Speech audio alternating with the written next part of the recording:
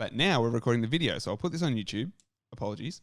So running away from COVID, that's what everyone's doing, right? But how are you personally dealing with it? Does it affect you a lot that you're, in one state one day, and then depending on what, the health advice from that state is, you have to pack up, move, and go to a different state? It doesn't affect me too much. Obviously, different people in the team and all of the other teams are probably different, but I'm actually pretty okay. I'm don't mind like having to move. I think it kind of breaks up being away. So have a week here and a week there. It doesn't feel like we're away for so long. So in that sense, I kind of like it. But I'm a very kind of cool cucumber. I'll just go with the flow. I don't really mind. If we have to go somewhere, I'll go somewhere. But yeah, I'm not really that stressed about it all. Do you reckon part of that is because, now I don't want to make this whole podcast about your age, but do you reckon part of it is that you're young, like you don't have a husband, you don't have kids at home, you don't have those attachments? Obviously you have a family who I'm assuming you live with in Sydney when you're there, but do you think that plays into it, that you are less, attached to a husband? Or like April Branley, for example, it's amazing that she's able to do what she's doing, going around, still playing, like so impressive.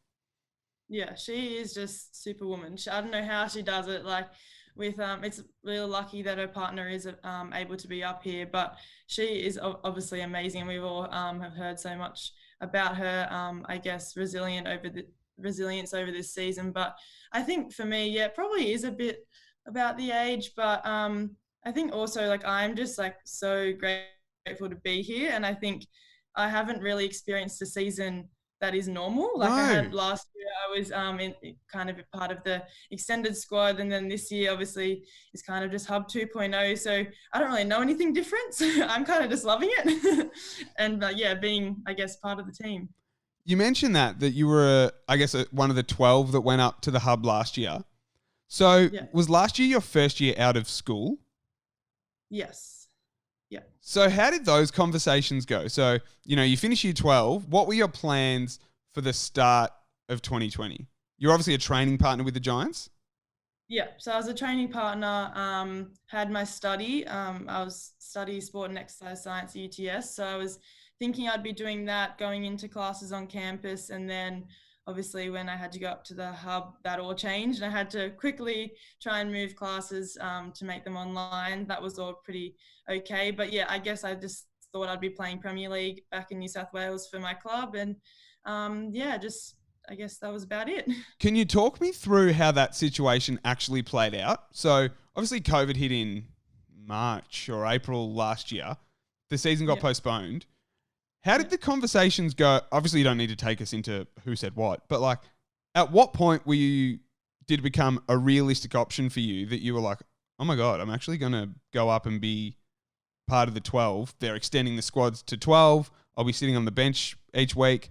Like, how did that process play out? And what was your thought process during that time? Yeah, so we knew that they'd be sending the squad a couple of weeks before we left, I think, but we didn't know who was going literally until maybe like 2 or 3 days before. Yeah, wow. But then when we actually knew, like we just got told, when we go, you'll be going, but we didn't actually get told, okay, it's actually going to be tomorrow. Okay, right. That all happened very suddenly, but yeah, it was only a couple of days out that we actually got told that we were going up. But yeah, for me, obviously training partner, it's a dream that you get to go, and especially first year. So it was all positive, and I was like, yep, I want to go. What about work? Like, did you have a job lined up, like a casual job that you were going to do? And then, like, did you have any work lined up for that year?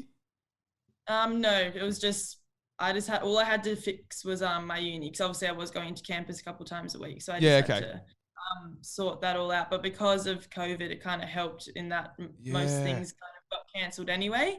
So as long as I could definitely find subjects that I didn't have to go in for, that was kind of all I had to do in the organising kind of thing side of things. Now, you mentioned you're a pretty cool cucumber. When you went up there initially, did you feel any pressure that, this is my moment, I can impress the squad, I can get games up here? Or were you literally sort of just, oh, well, see how this goes? I think I kind of was just wanting to soak up everything. I wasn't probably as cool as, let's just see how this goes. I want to make it some sort of impression. But obviously I think I played twice, which was in round 1 and round 2. And after those first 2 rounds, I was like, oh my God, I've actually been on the court. Like that wasn't something that I thought was really a possibility. I just wanted to push myself in all the trainings and obviously get exposure of what a season could be like. But yeah, it was pretty cool to have Kiera Austin, Caitlin Bassett and Jo Harden. Learning off them last year was incredible. And I guess I think if I wasn't for last year, I don't think I would have been as prepared for the season this year. Right. Are there any specific tips or conversations that happened in the hub that sit with you that you think have helped you significantly this year? Probably a few like of older teammates have said like every time you're doing anything, like when you're away, obviously coaches are watching everything, you know, whether obviously for usually is only 2 days for a weekend, but it was a couple months. And I think things away from the court really do matter. And I guess being on time to meetings and things like that, and just really impressing in trainings, even if you aren't getting that game time, just all those little things do matter. And I think they might be some of the things that helped, I guess, push my case for a contract this year. That's so cool. What's it been like? I guess the fact that you mentioned Caitlin Bassett last year, Jo Harden, who are, I guess, more senior players, and then you've got Kiera Austin, who is a bit closer to your age. Have you been able to get more from Kiera, given that she's gone through what you were going through more recently than they have? Does that make sense? Yeah. I think Kiera has been like amazing. I think this year, obviously, her role has slightly changed in the team, and being kind of a mentor and giving me tips has been amazing. But I think Jo still does that a lot for me as well. Probably more so on the court and at trainings, like when we're doing match play. No one probably knows, but she kind of tells me where to go on the court a few times.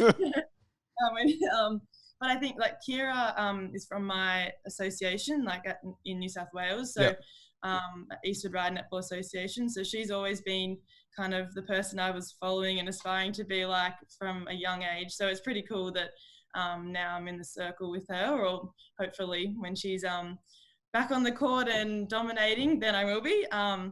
But yeah, I think even not just Kiera, like Jo is someone that I've been watching for a while. And then Matisse, like she's been my partner in crime all through Netball New South Wales pathway. So having those girls all at the Giants is pretty cool. Was there any part of you that was really intimidated by Jo when you first got there? Because as someone who watches a lot of Super Netball, Jo is scary in the sense that like her presence on court, she has this aura around her. I don't know what it is, but did you is that a real thing? Did you feel that as a player going in there? No, yeah, definitely. When I was younger, obviously I didn't mean any offense to Jo in that statement. No, you know what I mean, right? Jo knows that as well. Like she knows that's just her. Like she's fierce. She's there for a reason. She's fierce. Like, great word. But she's definitely. What I was most surprised about actually was that she's definitely not like that away from the court. Like she's so fun and bubbly, and But back to that fierceness. My dad and I, when I was younger, we actually called her the angry shooter because we thought she always looked really angry and like was always like. I guess beating the Aussie defenders, which was annoying. But I told her that once and she was like, oh, what? Really? Like, I don't mean to be like that kind of thing. But that's just when she's on the court, she's there to do a job, which I guess is really great quality in her. Definitely. And I guess a lot of people forget that at the end of the day. Like, that's your job. Like, it might be everyone's, recreation, and we get enjoyment out of watching you and paying for a membership and going and watching. But at the end of the day, it's your job. And whether someone's, I guess it's almost, as an athlete, people get criticized for taking it too seriously and being too fierce.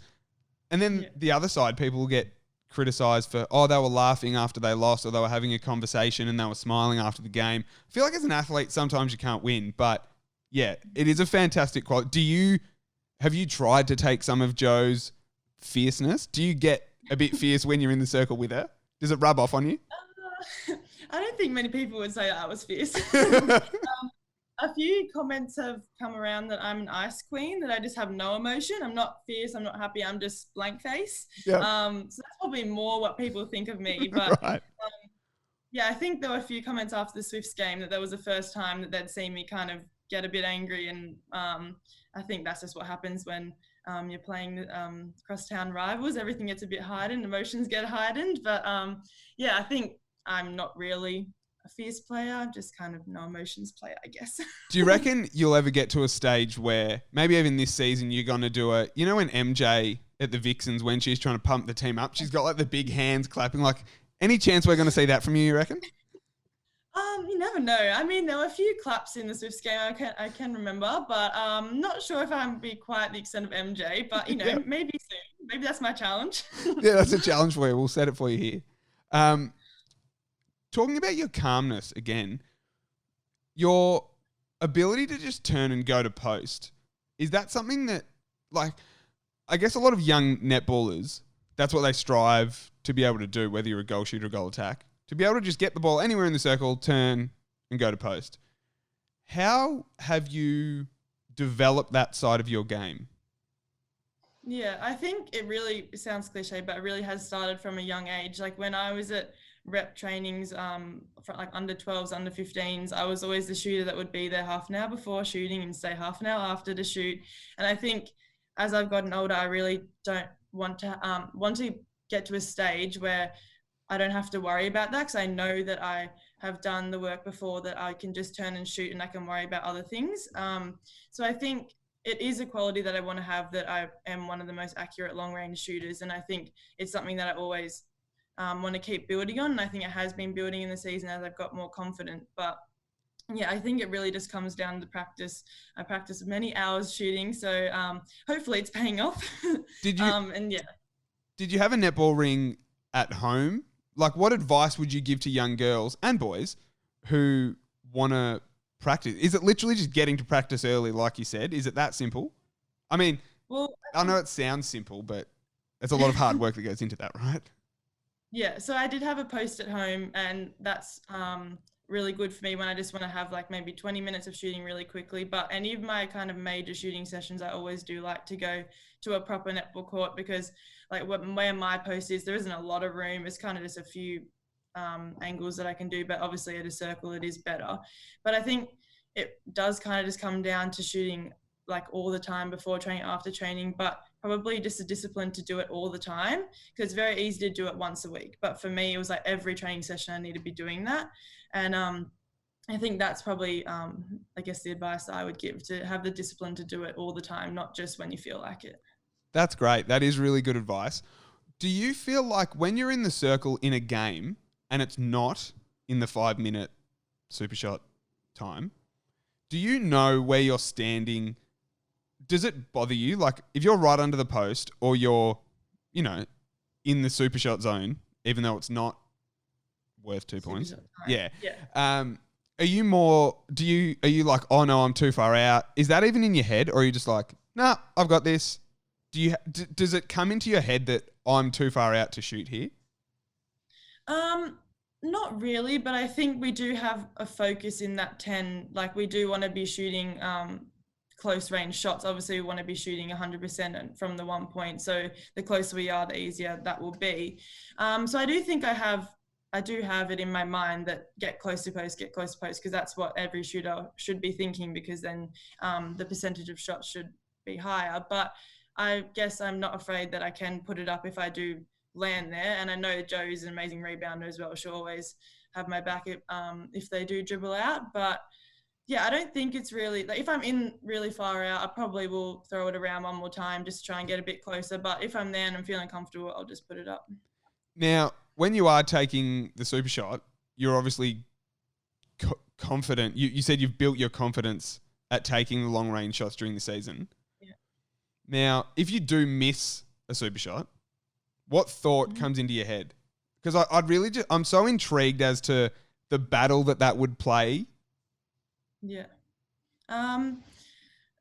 Usually the first thing I'll think is probably like, oh, I should have been going onto my toes or something, because usually if I miss, it falls short. So I'm thinking like, oh, I need to bend more or something. Yeah. So that's the first thought. But then usually when it comes back down our end, I'll try and think, okay, let's just get a close 1 point, and then I'll be like, okay, we're fine to take 2 points again. So yeah, usually right. After I miss, I will like to get one in before I take another 2. But then after that, I know that I've done enough practice that I know Joe's under the post and she's telling me to take them. So she backs me, just back myself. That's so great. That's such an awesome insight. So almost once you've got one, after you've missed one, you're like, clean slate, I'm good. Yeah. That's so great.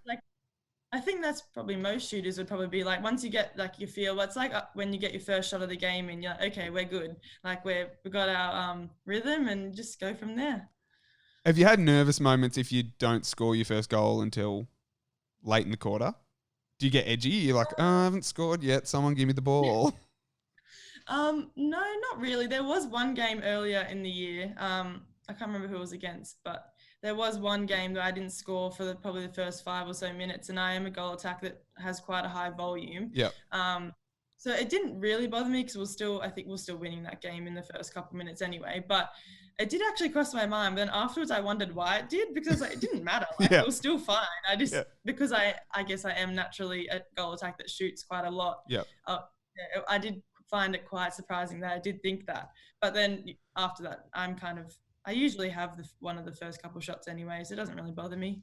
You mentioned that you played a lot in the pathway with Matisse. Yeah. Did you both rotate between shooter and goal attack, or was Matisse mainly shooting and you were attack, or how did that work?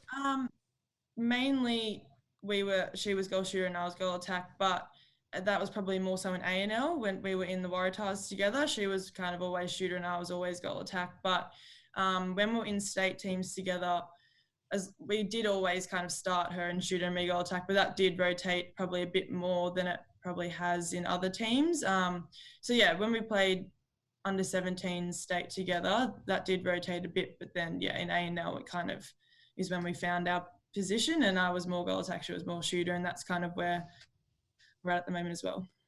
Because you're quite mobile. You and Joe are quite very mobile, obviously a moving circle. Are we going to see you two swap bibs anytime soon?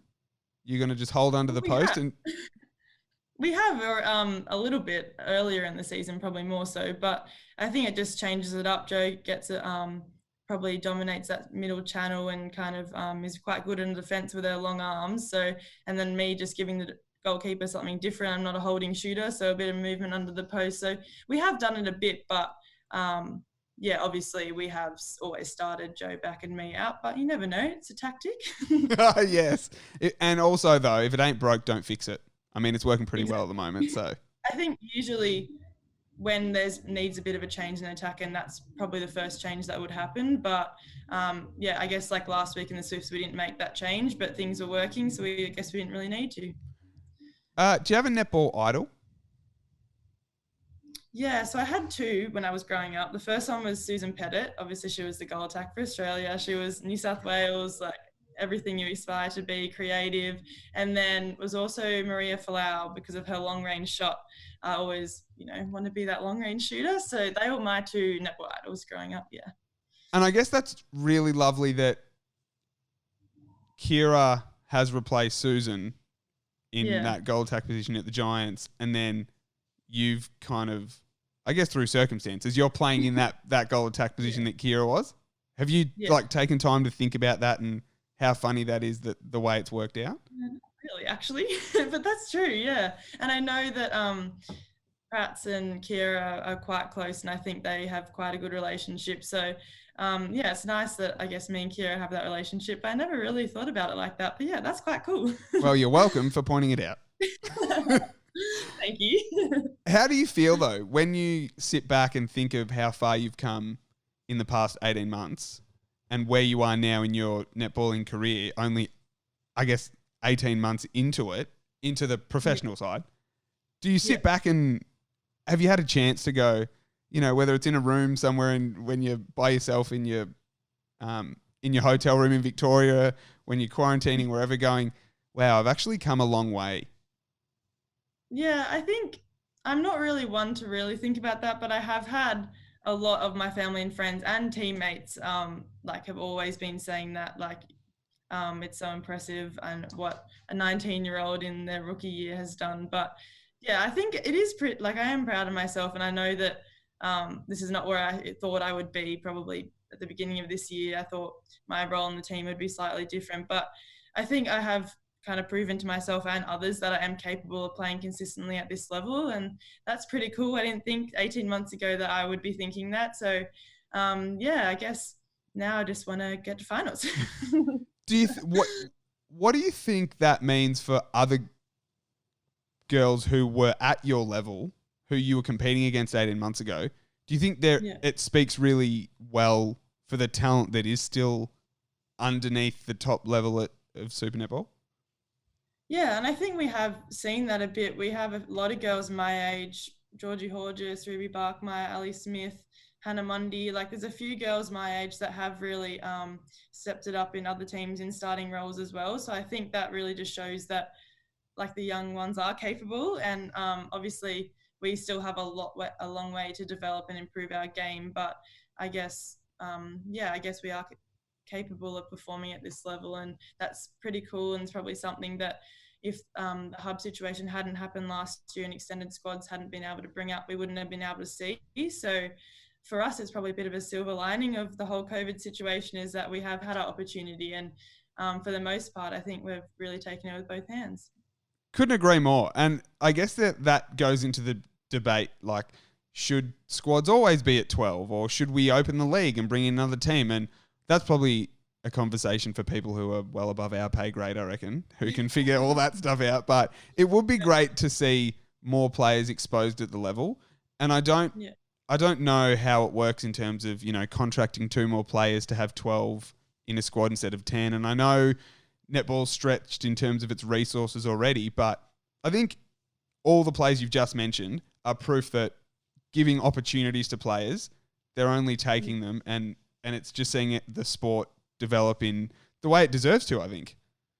Yeah, no, 100%. And I think it is really exciting for the future. Like, we are already seeing players dominate this level that are just 19, 20, 21. So, it's pretty exciting to think what the next, 5-6 years will be like when we have had our chance to develop and, stamp our mark on the competition. Well, mate, make sure you remember the little guys like me who were talking to you before you were, I'm assuming, going on to bigger and better things than this podcast. But let's talk about the Olympics. I hear you're a big fan.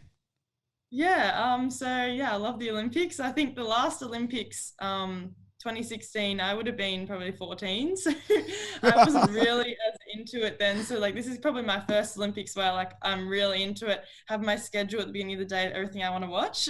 And I, like, went to bed last night with my phone, with the swimming, my laptop had the basketball, and I think the TV had soccer or something on. So I really do bring all my devices and set up all the sports. So yeah, I'm definitely loving the Olympics at the moment. So how much time are you putting into that schedule that you've got on your phone?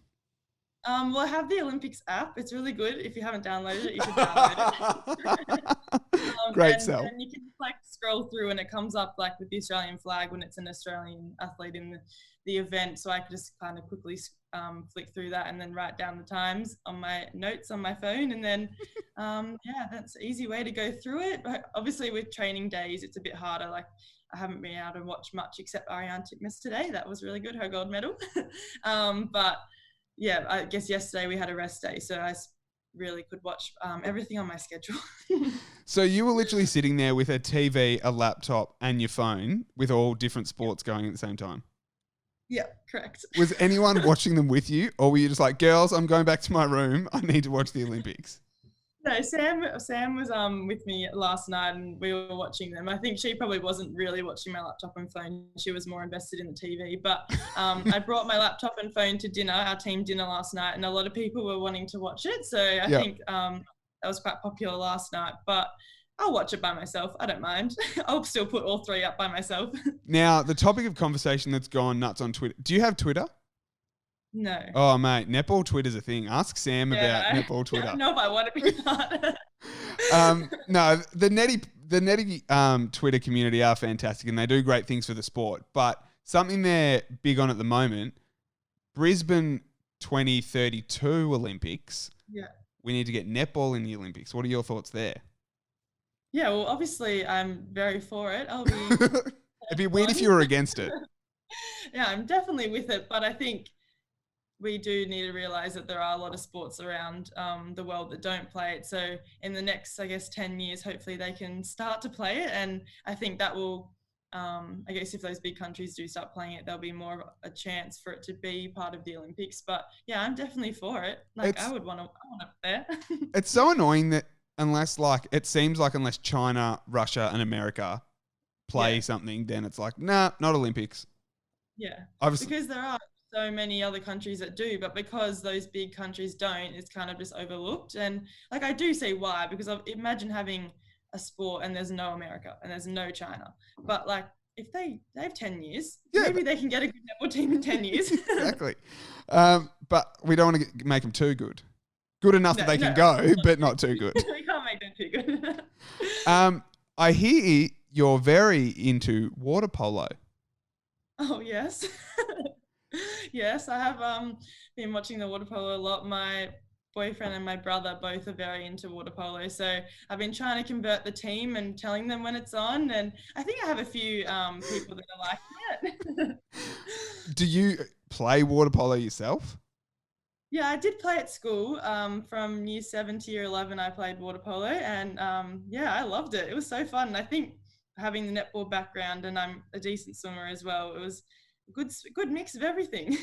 I heard from a little birdie in the Giants camp that they're actually finding out in this hub that you're really good at a lot of random sports. We have been doing a lot of sports. So we did volleyball.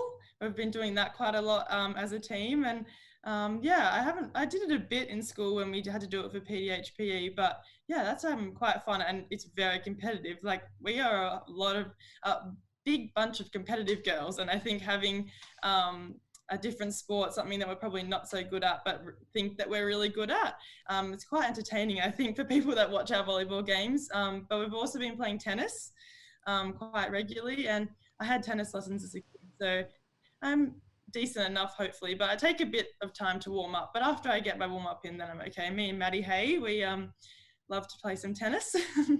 I'm still waiting for the segment to come out on your socials called Hey Hey It's Game Day, where Maddie Hay takes us like behind the scenes. That would be good, Maddie Hay. Yes. Hey Hey It's Game Day with Maddie Hay. Exactly. Maybe she could take us behind the scenes of one of your tennis games. Yeah, tennis games.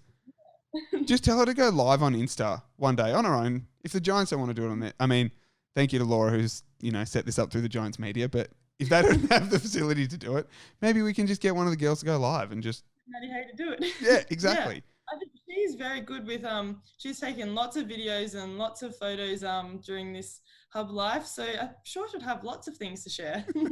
Lots of content. And were you a state cricketer at primary school? Is that also a thing? Yeah, I don't know how you know of this. So it wasn't really state cricketer, but in year 8, my school just put in for this T20 cricket competition just against the other schools near me. I was the captain of the team, and I was definitely not the best, but anyway, my dad was a really good cricketer, so he was very happy that I was going into cricket. Anyway, and we just played against the other schools near us. We won that comp. Then we went to a Sydney one. We won that comp, and then we went to a New South Wales one, and we won that comp. Yeah, so wow. Next thing you know, we were flying to Melbourne, and we played at MCG. Oh my God. Yeah, that's always my fun fact. How so old? I captained the team at the MCG. That's my fun fact. That's an amazing fun fact. How old were you when that happened? I was in year 8, so I would have been like 14. Mate. No, 13. Yeah. That is so impressive. Maybe by the 2032 Olympics, if netball's in there, we can get cricket in there.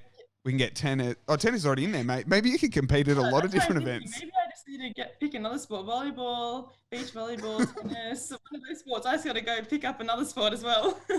Just like go to the Olympics. I love it. Now, Soph, what have I got? What am I looking at my sheet? Okay, I want to try something different here. Now, this is a segment I've never done before. We'll see how we go. I'm going to just use this segment on Instagram. This isn't going to be used in the podcast bit. It's just on Instagram for people to go listen to the podcast. Now, the segment is called Under the Bus. And I'm going to ask you 5 questions, and you have to throw teammates under the bus. Right, okay. Now, obviously, I understand you don't want to throw anyone under the bus. But the point of the game is you have to. I'll pick someone. Yeah. And the way we're going to do it is I'll say the question and then you've just got to go back with the first person that comes to your head. Okay. No explanation, no nothing. Okay. All right. Sophie Dwyer, we're going to throw some teammates under the bus. Who's always late to training? Tilly. Who struggles the most in the gym? Matisse. Yeah, okay, that's fair. Oh, Who's Julie's favourite? Bit of a coach's pet. Go. Who takes too many selfies? Oh, Matisse. Matisse is getting a bad run here. She's my friend. It's okay. She'll forgive me. And you are rooming with Sam Pullman at the moment. So what's she like in the kitchen? She's great, actually. I can't throw her under the bus. I have to throw myself under the bus for kitchen stuff. I think I purposely got room with her because she's MasterChef and I am not. Right. Okay. So props to whoever did the rooming and helped you out with a good chef. Yeah. What's the best meal Sam's cooked for you so far? Chicken pesto salad. That's nice. Okay. Chicken pesto salad. Yeah. We've had it a few times now because it was so good the first time. Nice. Love it. Now, Soph, do I have anything else for you? I don't think so. I think we're good. Okay, let's go into a wrap up. How do I want to do that? Oh, okay. Sophie, that's all I got for you, mate. Thank you so much for joining me. Thanks for having me. That was fun. Now you've got to having a chat, just having a chat. You've got to get to team dinner tonight. Do you know what's for dinner? No idea. I'm very excited though. I've had great things last couple of team dinners. So yeah, high hopes and high expectations. I look forward to following along on your socials and maybe you can share with us what you're all having for dinner. Yes, I will. Awesome. Sophie Dwyer, thank you so much for having a chat. Thank you. Bye. Mate.